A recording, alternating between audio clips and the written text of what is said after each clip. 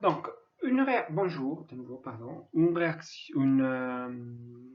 Bonjour à mes élèves de première. Euh, on va voir aujourd'hui comment équilibrer une réaction de précipitation ou réaction de double échange ou d'échange ionique qui a du sens seulement si les deux réactifs sont deux sels solubles. Donc là, par exemple, on peut prendre l'hydroxyde de sodium et le nitrate d'aluminium. Cette réaction s'appelle réaction de double échange parce que finalement, pour la faire, il faut juste voir ce qui se passe quand on échange les deux cations entre eux. C'est-à-dire que on obtiendra à la fin l'hydroxyde d'aluminium et le nitrate de sodium. Il faudra voir si un des deux produits, un des deux sels obtenus est insoluble. Dans ce cas-là, on peut dire qu'on a une réaction. Donc, pour pouvoir bien écrire les sels des produits, il faut passer à travers certaines étapes. Ces étapes, bien sûr, peuvent être mentales. Si vous savez déjà comment écrire l'hydroxyde d'aluminium et les nitrates de sodium, vous pouvez écrire les produits. Et éviter de passer à travers les étapes de E3. Moi, j'ai fait ça pour éventuellement les élèves qui auraient des soucis à voir combien de charges ont les cations, combien de charges ont les anions, et mettre donc ensemble un sel qui soit écrit correctement. Donc, pour voir les nombres de charges, on prend les deux sels des réactifs et on les dissocie. Si jamais, vous pouvez aller voir la vidéo sur dissociation des sels. Alors, l'hydroxyde de sodium est formé par le cation sodium et l'anion hydroxyde OH-. Le nitrate d'aluminium est formé par le cation aluminium. L'aluminium est un métal de la troisième colonne et donc il possède 3+, et le nitrate NO3-.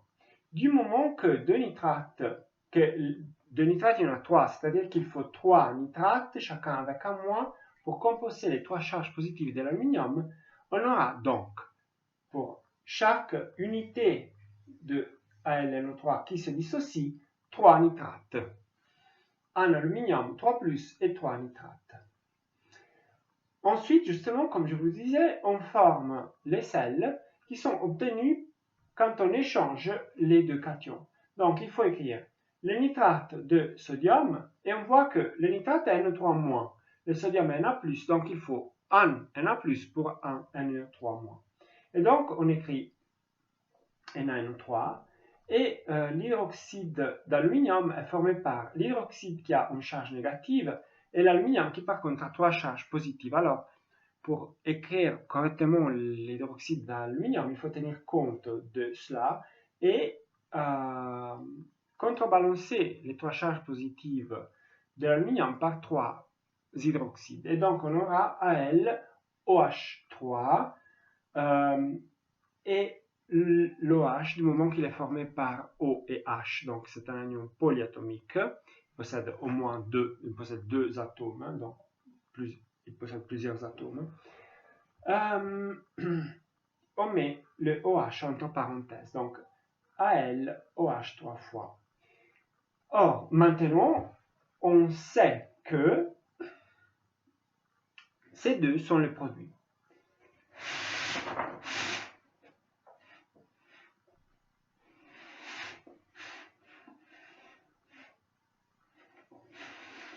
Donc,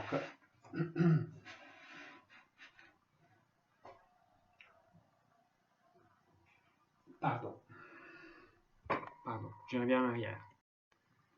Voilà, on sait que ces deux sont les produits. Et on peut donc les écrire comme produits.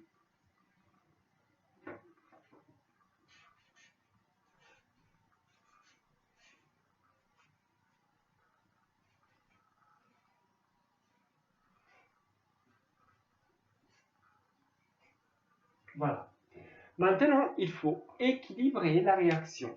C'est-à-dire qu'il faut avoir autant d'atomes dans les réactifs que dans les produits, parce qu'autrement, on aurait, si on a plus d'atomes dans les réactifs que dans les produits, on aura de la matière qui disparaît.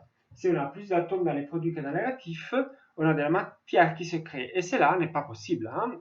Rappelez-vous, on avait dit au début du cours que plusieurs scientifiques, Démocrite, Lavoisier, ont dit que rien ne se crée, rien ne se perd. Donc, pour équilibrer, il faut savoir qu'on a écrit les formules correctement. Or, celles-là, on les a écrites correctement parce que je les ai écrites moi. Mais quand vous écrivez la formule d'un sel, il faut que vous soyez sûr que la formule que vous avez écrite est juste. Et cela ne peut se faire que si vous avez bien fait tous les exercices, si vous m'avez demandé, si vous avez demandé à votre éventuel autre prof de chimie de corriger les exercices que vous avez faits. Voilà, il faut être sûr sur ça. Autrement, on se base sur, on va construire une maison, on va construire quelque chose sur un terrain qui est pas stable. Donc, si on sait que les formules sont justes, on ne les change plus et on équilibre la réaction simplement en écrivant des coefficients devant les espèces, comme je vous ai déjà dit précédemment par rapport aux réactions. Alors, sodium, là nous en avons 1 et là 1. Apparemment, il ne faut rien faire. Hydroxyde, nous en avons 1 et là nous en avons 3. Ça ne va pas. Pour avoir donc 3 hydroxydes aussi dans les réactifs, il faudra prendre l'hydroxyde de sodium 3 fois. Mais si on prend tout l'hydroxyde de sodium 3 fois, alors le sodium sera présent 3 fois dans les réactifs et une seule fois dans les produits.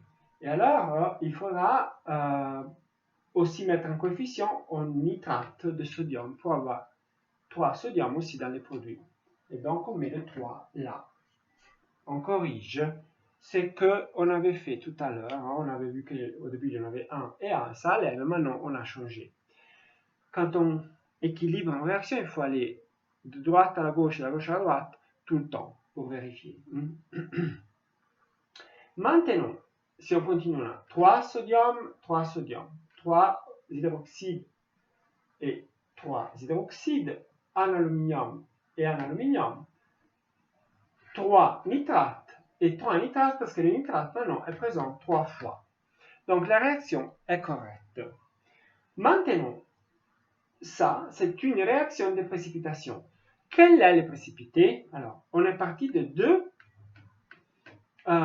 sels qui sont solubles et on arrive à un nitrate de sodium qui est soluble parce que c'est un sel de sodium et en plus, il est formé par un nitrate. Et l'hydroxyde d'aluminium qui par contre précipite parce que c'est un hydroxyde et tous les hydroxydes précipitent. L'hydroxyde de sodium ne précipite pas, n'est pas solide parce que c'est un sel de sodium. Cette réaction, une réaction générale de précipitation ou de change ionique ou de double échange, échange ionique parce qu'il y a des ions qui s'échangent, de double échange parce qu'on a ce double échange là, peut s'écrire encore de deux façons différentes, la forme ionique et la forme nette. Alors, pour écrire la forme ionique d'une réaction, ce qui est parfois très intéressant de faire, il faut